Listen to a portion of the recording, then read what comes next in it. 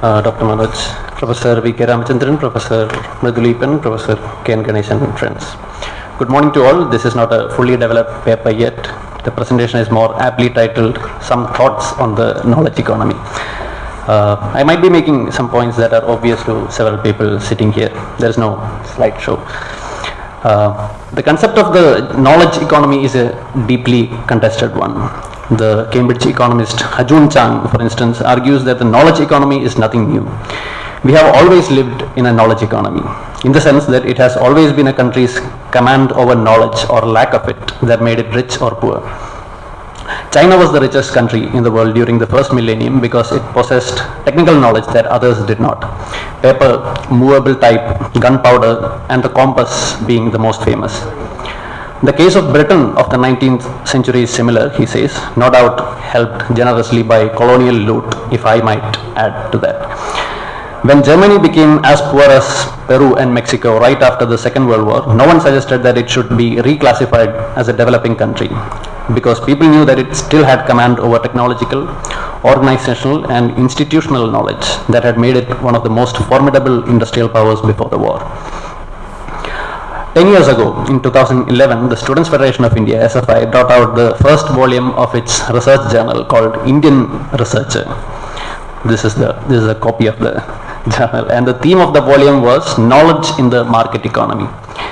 One of the contributions in the volume was a note by Professor K.N. Ganesh, who is sitting here, and it was titled The Myth of Knowledge Society, Prospects of Education in a Neoliberal Context. He pointed out that workers in the process of their labor throughout history produce information about their labor processes that are consolidated into forms of knowledge. I quote, initially such knowledge passes from place to place and from generation to generation through oral means, and later they were written down. We have a number of logbooks, journals, chronicles, memoirs, maps, geographies, gazetteers, thesauri, dictionaries, and encyclopedias, and places where this information is housed, such as a library or an archive. Those who had access to such information became knowledge workers in different regions and were respected and probably venerated for the same reason. Since the Industrial Revolution and with the spread of capitalism, the generation of knowledge increased several times, end quote. Now, the history of capitalism shows a tremendous increase in the pace of production of knowledge and in the spread of education. It is not a recent phenomenon. But in spite of all these, the argument that we are living in an age of knowledge societies like never before has gained traction in the recent decades. It is common to assume that it is the growth of information technology that has heralded the age of knowledge societies. And this has happened in spite of the fact that it is only a very small percentage of the workforce who are doing IT jobs. Even if you consider various other jobs that are today classified as high-tech, in high-tech manufacturing and high-tech services, the numbers are relatively small. The numbers are really interesting to look at. In the United States, science and technology, engineering and mathematics, that is STEM, occupations accounted for 6.1% of wage and salary jobs in 2016. And if you look at all the industries which are classified as high-tech manufacturing and high-tech services, they accounted for 9.9% of total wage and salary employment. From 1996 to 2016, the share of employment in these industries have more or less stagnated, staying within a narrow range of 9.2% to 10.1%. Remember, these jobs include jobs that are not STEM. That is, people who are doing administrative jobs and cleaning jobs and maintenance and repair. All those will count. But if you look at just STEM jobs, it is 6.1%. Similarly, in 28 countries of the European Union in 2018, the high-tech sector, that is both manufacturing and services taken together, accounted for 4.1% of the total employment. But there is high visibility to the high-tech sector. In the US, it accounts for 9.9% of total employment, but its share in total output is almost double, 18.2%. This is a reflection of another important factor, the growth of inequalities, the generation of fabulous wealth for a tiny minority that has been made possible, along with the growth of this sector. Today, the most powerful monopolies in the world, that is the biggest companies by market capitalization, are digital monopolies. Microsoft, Apple, Amazon, Alphabet, which owns Google, Facebook, Alibaba, Tencent.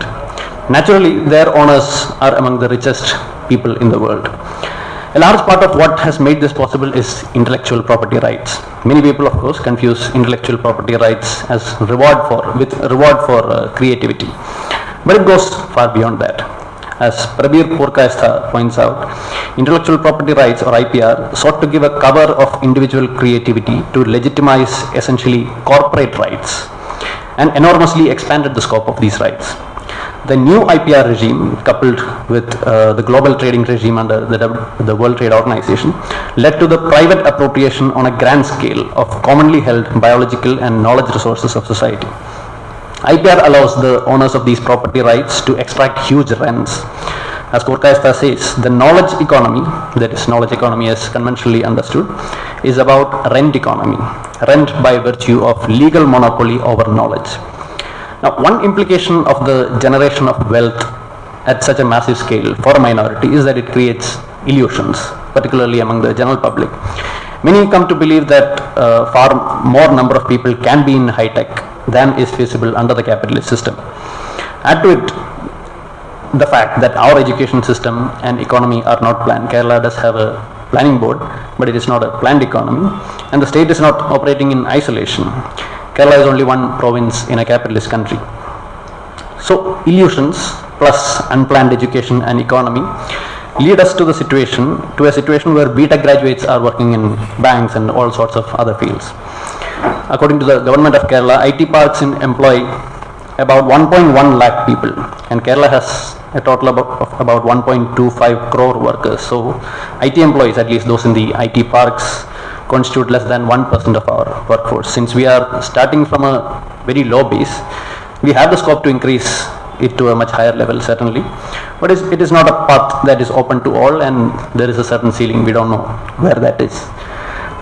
There are sections of policymakers, not in Kerala, at least not among progressive policymakers, but others who are also only concerned about the wealth generated by high-tech industries and nothing else. That might be sufficient for them, but not for people who believe in the welfare of all sections of people. One option would have been to redistribute the incomes that accrue to those who make a lot of money in these sectors. But that option is not very much feasible for Kerala because the state government does not have many policy instruments at its disposal to make such redistribution possible. Obviously, high-tech industries are important. Investment in those sectors is important. But government investment has to take into account the aspect of equity, since we believe in building an economy that will benefit everybody. Therefore, for us, knowledge economy has to be something that benefits all sections of working people. It has to involve the systematic application of science and technology to all sectors, or at least to all sectors that we choose to develop. The Kerala State Planning Board recently held a conference which talked about precisely this, the application of science and technology to all fields, such as agriculture, animal husbandry, aquaculture, and all sorts of industries. The benefits should be pretty obvious. Let me cite just one example. The development of the high-yielding variety RRI 105, I'll conclude, RRI 105 by the Rubber Research Institute in the 1980s led to a tremendous increase in the yield of rubber. And we have huge numbers of people engaged in rubber cultivation in Kerala, well above 10 lakh farmers and agriculture workers. Increase in the incomes of people in such a massive scale obviously has direct welfare benefits, and it created further economic growth. That is one aspect of it, and there are one or two more aspects that I would like to highlight, which is that we should make some attempts to innovate at an organizational level in a systematic way when we develop the knowledge economy, including high-tech industries. That is, we should try to develop cooperatives and, of course, strengthen public sector industries, which the Kerala state government is already doing. Running cooperatives successfully is certainly difficult, as Dr. Thomas Isaac mentioned yesterday. But can we not put some investment in training people for this purpose? If we can successfully build mass and class organizations and build collective organizations like Kudumbashree and get them to engage in economic activities, can we not organize workers to engage in economic activities collectively, yet at a much larger scale and in frontier areas? And finally, with the investments in higher education that the government is envisaging, if we successfully bridge the digital divide with initiatives such as K-Phone, and we also build skilled workers, bring skilled workers and professionals together, build organizational capacities, then perhaps we could also build alternatives to platforms like Uber, Amazon and Swiggy. That could be a model that could really benefit workers, the working people, instead of the current platform models which entail intense exploitation of workers. The big challenge will be to organize people into such collective enterprises which also have a collectivist spirit. Is it possible? Imagining it might be the first step towards making it a reality. Thank you.